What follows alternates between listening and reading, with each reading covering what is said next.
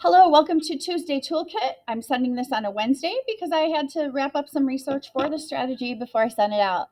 In today's toolkit video, I want to give you a quick strategy that you can give to students during the act of reading to utilize either in pairs, a small group, or with the whole group in your classroom.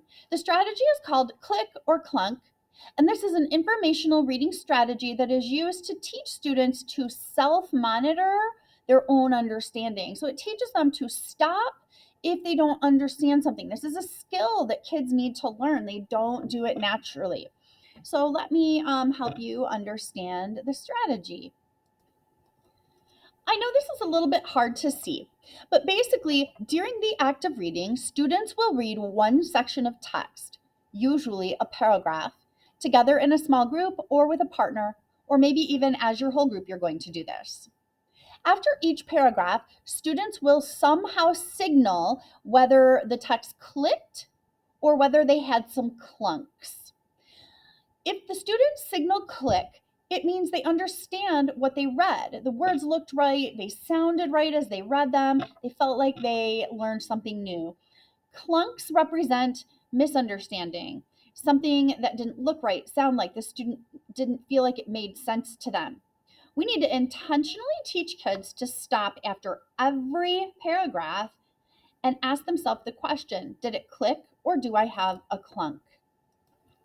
All right, so to use this strategy successfully, I suggest starting whole group or modeling in front of your whole group because your goal would be to train students to begin using this collaboratively without you constantly monitoring.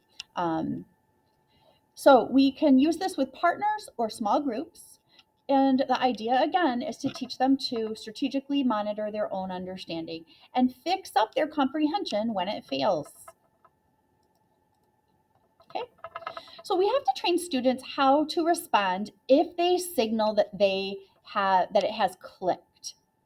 Okay, so if something clicks, the students understand what that part of the text said. All of the words made sense to them. If that's true, then we're going to ask them to respond somehow to what they learned in the paragraph. So in the yellow, I've given you an example sentence starter for a click. This paragraph is mostly about hurricane hunters. What is most important to know is that hurricane hunters often fly into the hurricanes to take measurements and learn. Easy. Okay, so we want kids to go around and share something they understood. They could also just share a word that clicked.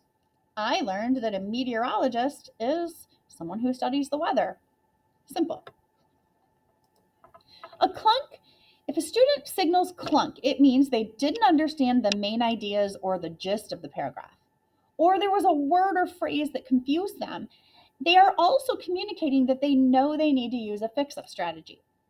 This is where their group mates come in. They would remind each other, hey, let's look at the context clues in the sentences around it. Let's all stop and reread together, or let's all talk about what this meant. If it's a difficult word, maybe you need to break apart the word as a group and look for prefixes or suffixes or smaller words within the word.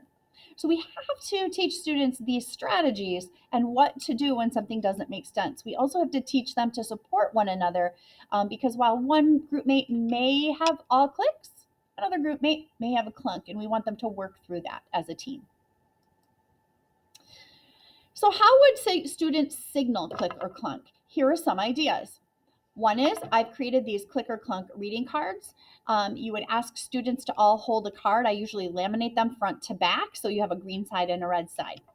Notice that there are sentence starters on these cards so that when students are sharing or responding, they have something to guide them as they begin in a group.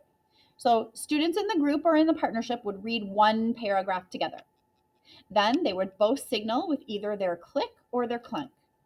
Each student then is required to respond, and if it's a clunk, they need to voice what the clunk is and work through it on their own or with a partner until everyone's good to go. Then they would move on. If you don't want to use cards, hand gestures work as well. You could use a thumbs up or a snap to signal click. You could use a kind of a hand punch or a thumbs down to signal a clunk. And all group mates would hold their hand gesture until it's their turn to respond. Finally, you may want them to do this independently, or you may want them to be accountable by using some sort of graphic organizer. This is just one example I found online. There are many examples. Some are a little bit more simplistic.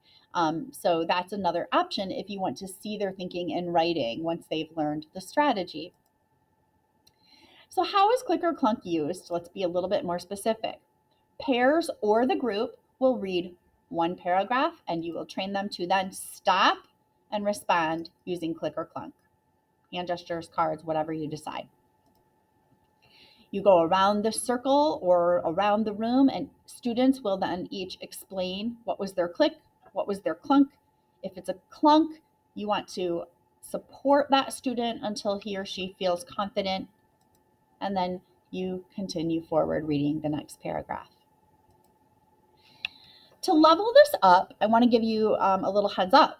I'm going to teach part of a strategy called CSR each week for the next 3 weeks. CSR is more of a structure for a reading block. It would give students something to do in a group, maybe while you're working with a small group. It includes previewing. Then during reading, it includes using click or clunk. It includes writing main idea statements or getting the gist, and then it finally includes some sort of a wrap-up activity. So I'm kind of trying to teach you one part of the strategy per week until I can bring it all together in the end. So today, again, click or clunk can be used anytime students are engaged in the act of reading. If I can help you, I have a couple of great articles. If you email me, I will send them to you. I'm also going to just include them in this email. I would love to come in and coach around this strategy, even just one time, modeling it, or just answer your questions. So please sign up on my Calendly page or shoot me an email. And remember, if you do this, or if you show me evidence, you're in a drawing for a prize at the end of the trimester, which is very soon. So thanks for watching. I hope that maybe you can try something new in your classroom this week. Have a great day.